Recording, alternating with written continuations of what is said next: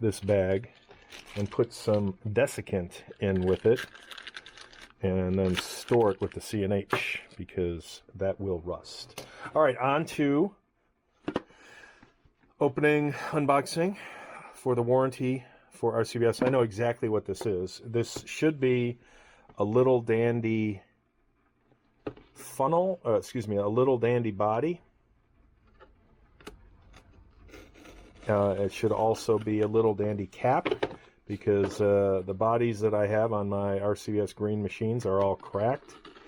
So I originally contacted RCBS and I was like, yeah, I need these parts, and I was reading the part numbers off of the Green Machine catalog, or Green Machine owner's manual.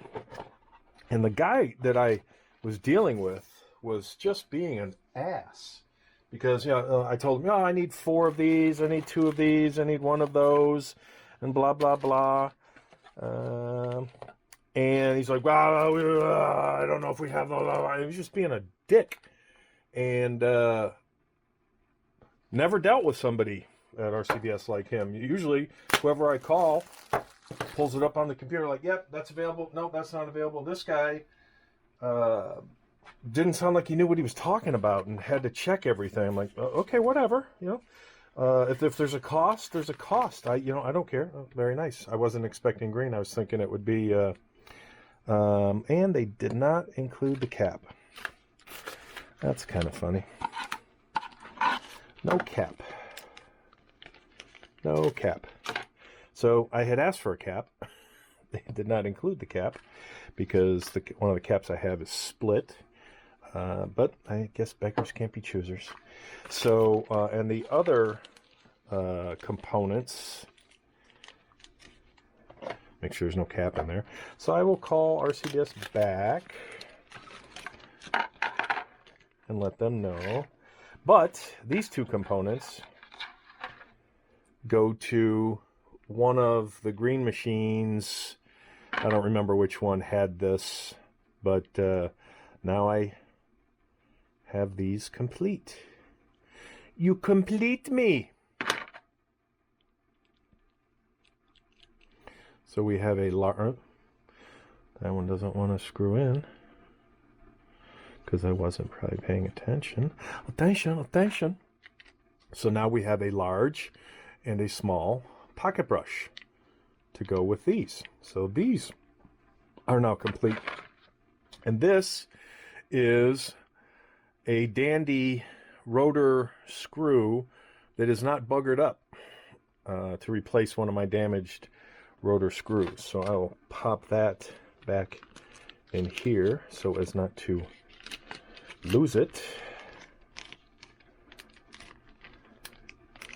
And we will call that dunnage. So a little bit of a bummer that RCBS didn't quite get it right. 75% there. Unfortunately, no cappy cap. No cappy cap. And I will be calling them so that I can get my cap, and I need a few other pieces for some other components.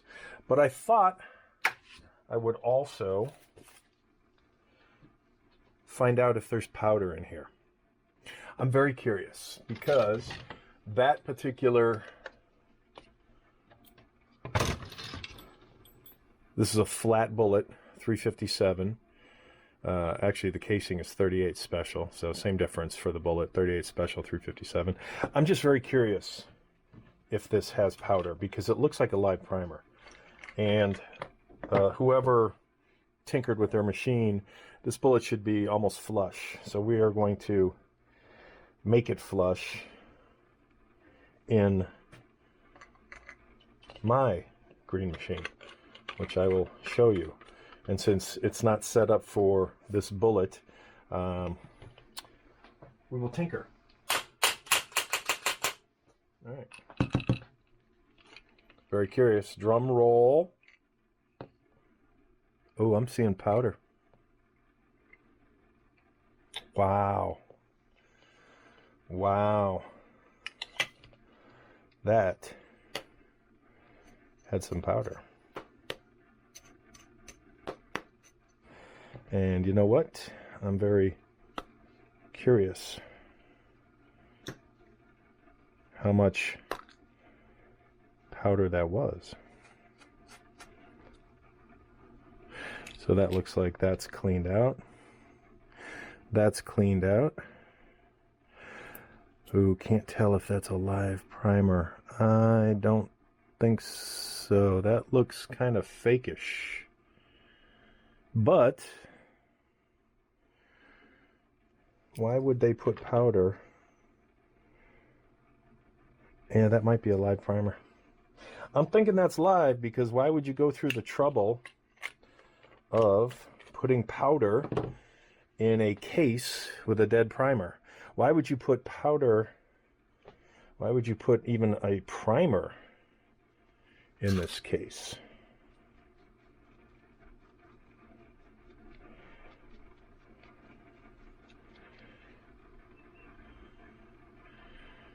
Wow, whoever did this with this bullet from the mid-80s, this bullet from 30 plus years ago, it's kind of yucky. It's got gunk on it. So we will degunkify it. Where's the towel?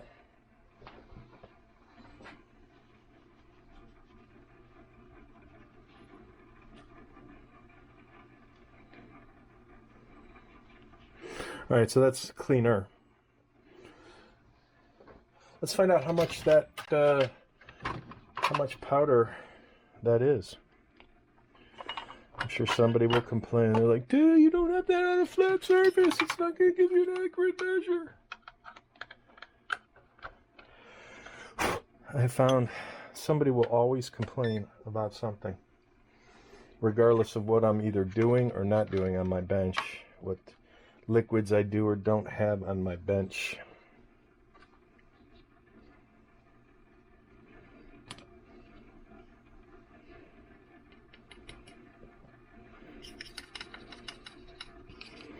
.3 grains.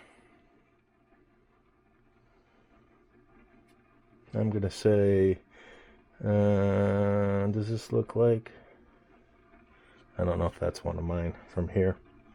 3.3 grains. Not sure what powder that is. It looks like round and flat. I'd have to, I was going to say maybe unique. I don't know. Maybe bullseye. Maybe unique. Maybe bullseye. But we're going to put it back in here, and we're going to load that, and I will show that to you. So we will be back. Let me reposition the camera back shortly. All right, full disclosure, I took the tube feed off because this has powder in it, and I wanted to make the drop as short as possible. I did bell that particular case on my lead turret for 38 special, and the reason I did that is because this is set up for 357.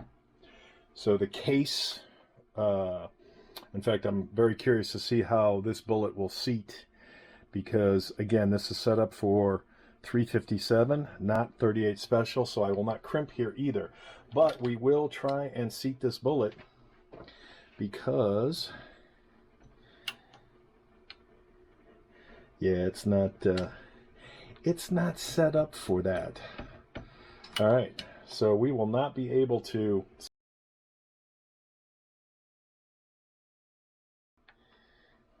But I'm gonna say I will do this on the Lee press. I'll finish it on the Lee press, because this seater is not set for this type of flat bullet. It is set for 158 grain. This is a 146.2 grain bullet. And again, it's a flat bullet, so this ridge will actually be even with the top of the case mouth. So back in a second after we do a little Lee magic. OMG, this is exactly why I love my Lee turret. So even with this extremely versatile, adjustable, but without any way of measuring, bullet seating die, it took quite a number of tests to get this bullet, this 100 and, what did I say it was, 46.2 grain flat top bullet to seat all that way. So that's probably halfway in that case, which is why there's only 3.3 grains of powder. So I will look up in one of my recipe books to see what 147-ish grain 38 special bullet takes 3.3 grains of powder. So this was a live round that RCBS shipped with their Green Machine. Hot primer, live primer, bullet, and powder. So yeah, you won't find that today, but yeah, that's just beautiful now. That's the way it was supposed to be shipped, and that's the picture of the card. And I think I have shown a previous bullet with one of my Green Machines when I did an unboxing and found the bullet. But that is neither here nor there. This is done, and cool factor. So I'll probably include a little text on what I think the powder is based on the bullet and the weight of the powder. So take care for now. Later. I'm going to add this clarification to the last segment where I stated, and I'll say I probably misstated, that RCBS sent a live round based on, taking apart the cartridge from the Green Machine called Mouse. So when you look at this card, it clearly states that it's a sample dummy round that was produced on the machine to make sure the machine is producing the cartridge correctly. Well, when I pulled this particular round out of the 1982 box, and you'll see that it looks identical to what's shown on the card. So what was produced on the machine and what is shown on the card look identical. But what I pulled out of the Mouse Green Machine didn't quite look like this. The swaged bullet was halfway down the cartridge, and when I took the cartridge apart, there was roughly 3.3 grains of powder in the cartridge. And when you flip both cartridges over, it looks like there is what appears to be a live primer. I don't know if that's actually a live primer or not, but in any case, when I took the cartridge apart with the powder in it, my statement of RCBS must have sent a live round, not knowing what the person who owned this machine did, and considering that the bullet is actually seated halfway down the cartridge, my now assumption is that whoever owned the machine was tinkering and trying to get this to work and put powder in it, and was adjusting the seating, and that's why that bullet is seated so deeply. So I will take back my comments about RCBS shipping a live round, and I'm going to attribute the powder and this particular bullet and how deep it's seated to the person who owned the Green Machine, because the cartridge that I weighed from the 1982 new in-box machine was roughly 3.3 grains lighter than this particular cartridge that contained powder. And when I look in an old Lee manual, the difference between a swaged bullet, 147 grain swaged bullet, and using unique powder was approximately 3.5 grains. So that's my theory, and that's what I'm going to run with. Take care.